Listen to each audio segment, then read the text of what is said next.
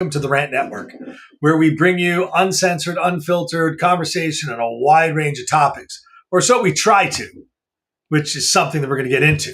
Our podcast is dedicated to giving a platform to express opinions, thoughts, experiences, ideas, and hear from a variety. Well, we're going to talk about that again, of perspectives and honest opinions. Join us as we dive into the latest news, pop culture, and so much more from around the world. Yep. Got to change that. And sit back, relax, and enjoy this journey of exploration. It's time to join the Rant Network. David, you brought up a great point in this pre-minutes to this rant about how Americanized all the news feeds seem to be. And even looking at some of the international news feeds, how American-oriented the news feeds seem to be. And no, that's not what our rant is about today, but we're going to try and cover more diverse selections moving forward. Because David brought up this really good point. Everything I seem to bring up these days seems to have to do with the American media, the American politics. And it's kind of hard not to. Even if you are in Canada and you're the Prime Minister of Canada, because everything has got to be linked in some way to sell a newspaper or sell a controversy to American right-wing conservatism. It's just amazing. From taking selfies in the Tour de France and causing a calamity. And by the way, rumor is it was an American who was taking that selfie, or it's an American concept to take a selfie. Whatever it may be, blaming America for the world's problems seems to be a very vogue type experience. When you're trying to deny people the right of religion and to practice their religion, even that is now a blame to the conservative movement in the United States. David, I know that's not the center point of this conversation, and it has to do with an issue that happened up in the, I guess we'll call it the conservative belt of Canada, oil town Calgary, Alberta. I think it was Calgary. And your illustrious prime minister having to point a finger somewhere other than himself and his policies. Well, David, you know what? Teflon Justin, or King Justin, as I like to call him, is a fascinating character here. Since he became prime minister, the media here has given him one pass after another. He's scandal ridden. If you think that Donald Trump has got scandals, you don't know the half of what Justin Trudeau is. And go back to one of our previous rants, and you're going to hear me go off on the Trudeau scandals. The amazing thing is the attitude that Justin Trudeau has. And I ranted about this, Stuart, while you were away, actually, about the realities about, when it was Pride Month. I had talked about the fact that Pride Month is getting destroyed, not by the LGBTQ community that you can't seem to get the letters right, but by politicians. The politicians and the hardcore left are ruining this opportunity for the LGBT community. Now, here's what's happened. In Edmonton, apparently a teacher berated Muslim students for skipping school in order to avoid Pride events. And this teacher was very upset over the whole thing that Muslim students keep doing this. And so, of course, Justin Trudeau, who was in, as you said, in Calgary Mosque, in order to show how, his attitude, said, listen, you got to understand, it's misinformation, and it's particularly fueled by the American right wing, who are spreading a lot of untruths about what is actually in the curriculum. Now, I challenged Mr. Trudeau because I spent my weekend with a teacher, a public school teacher, who absolutely admitted to me that, yes, in fact, we expose the students to, the LGBT community from a variety of ways. We talk about single-sex families. We talk about, homosexuality in health class. And apparently, according to what she told me, they send out a letter 2 weeks before to notify these parents that this is what's going to be taught as part of the health class. And she said, we have many Muslim students who get pulled out of this. This is not part of the religious acceptance for the Muslim community. It's the same thing happening in Greek Orthodox. It's the same thing happening in many Catholic families. It's the same thing happening in many Jewish Orthodox families. We got through this. We understand this. But Justin Trudeau decided it is not about fact. It's not about let's go to the religion. Let's go to attack my political enemy. My political enemy being the right-wing conservatives. We see this in the United States. This is not about opening up a dialogue about fact. It's all about creating misinformation. And here's the latest one: is that the Union Cycliste Internationale. This is the Stuart talked about the French, the Tour de France, the cycling race that is going on right now through France. The Union Cycliste Internationale, which is the governing body of the cycling community, came out with a policy on Friday that says they're prohibiting any trans cyclists from competing in women's events if they transition after puberty. Instead, the UCI said those who transition after male puberty would be able to compete in a new open category. Now, it's interesting that what was the reaction by Austin Killips, who was the first openly transgender female to win, was a blame. Let's blame. Who are we blaming? A cabal of right wingers, which is essentially the word cabal is all about, this political sinister movement. Once again, Stuart, and going to throw this right back at you. It's the fascination of the blame game. The left hates when anybody opposes them, regardless of the topic. I won't come at you in a fact. I won't debate with you. I am just going to vilify you. I'm going to blame. I'm going to get my followers to accept whatever misinformation is possible to accuse you of ruining my political stance to get to my political gain. David, this is a Soviet Union styled attack. You have no basis, so you make one up. And the easiest one to make up today is blame the other party. Most often, the blame that you're making to another party is actually a self reflective way or barometer knowing really who's at fault. If you can't accept blame or can't understand blame, or David, as you so nicely put it, you can't articulate blame, then therefore you are the one who's actually to blame, and you're just trying to obfuscate that position to someone else to try and avoid the political damage that would come as a result.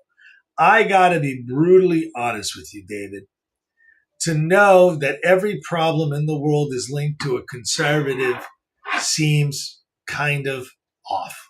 You know what? The conservatives do cause problems for themselves. And for the most part, they wear their religion on their sleeve too much, maybe.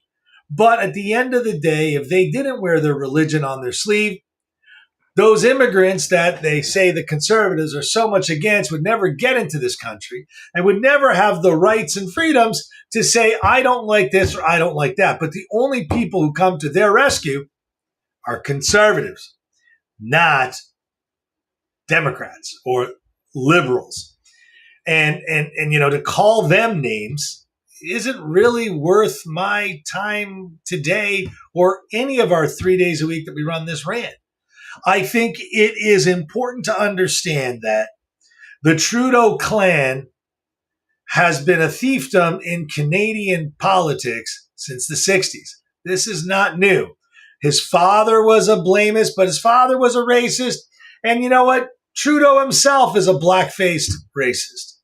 But of course, they can logically explain and give their forgiveness, which allows them to keep getting reelected.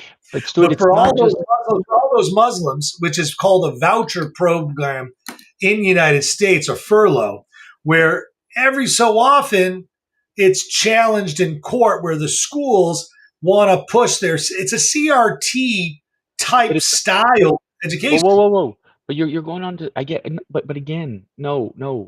You know, this is not what I'm talking about. This is a government. This is not about CRT. Like let's stop there.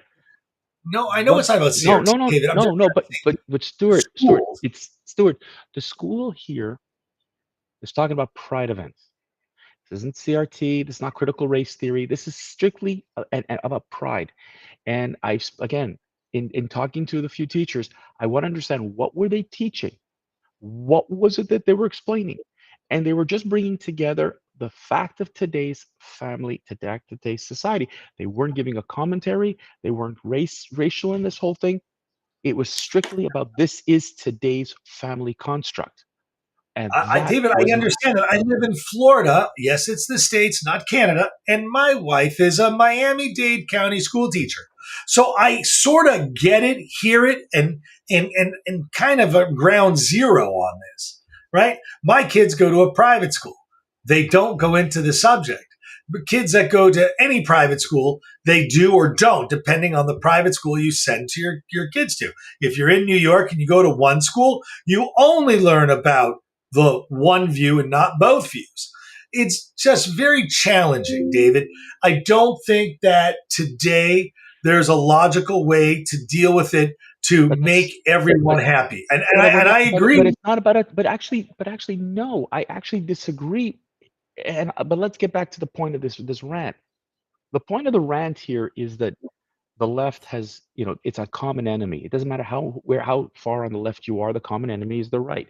We see this in the liberal media. The New York Times had a columnist about, the alliance between Christians and Muslims because, hey, listen, the right, the right wingers are like they're Islamophobic. They're Muslims. The MSNBC did the same thing, that they're recruiting Muslims to create, like, there's all these kinds of things. The Council for American Islamic Relations, one of the national deputy director, has basically told the liberal commentators like Jen Psaki and all the rest of it, who the hell are you to tell us anything? We are large, we're an independent, intelligent people. We're speaking for ourselves. We don't need your protection. And this is what Trudeau said. He says, we are here to protect you. Canada is the best in protecting Muslim rights. He went on and on and on about that to push a political agenda to say, listen, this isn't about LGBT. This is about you voting for me. And the media is pushing this narrative that the right, no matter what, and it's contradictory, but the right is totally against all these freedoms that we want to have, that the conservatives are blamed for everything. And it's interesting because if you look at religion, Stuart, who is the one who wants to quash religion, for example? It's the I left. laugh. It's not the Exactly. right. And I And said so that when we started, David. I said that when we started, that they if they're blaming too hard in a direction, chances are they're the blame for the direction that they have to take to make that blame. And again, I think I articulated it really, really well. David, I here, think that we're saying the same thing. I no, think we're agreeing. but Stuart, what I'm trying to get at here, and again, this is like not CRT, but really about the media and the politicians singing the same tune. And the problem is that you've got a lot of folks out there who are saying, well, if 10 people are saying it, 20 people are saying it, it has to be true. And here's the Ah, news outlets, and here are my social media feeds, and here is Chuck Schumer, and here is Joe Biden, and here is Kamala, I can't speak English, Harris, and you have all these other people who just come around and say these things, and the media keeps pushing this. It has to be true. But it's incredible how the Muslim community has spoken out, and that's not getting media feed. God forbid.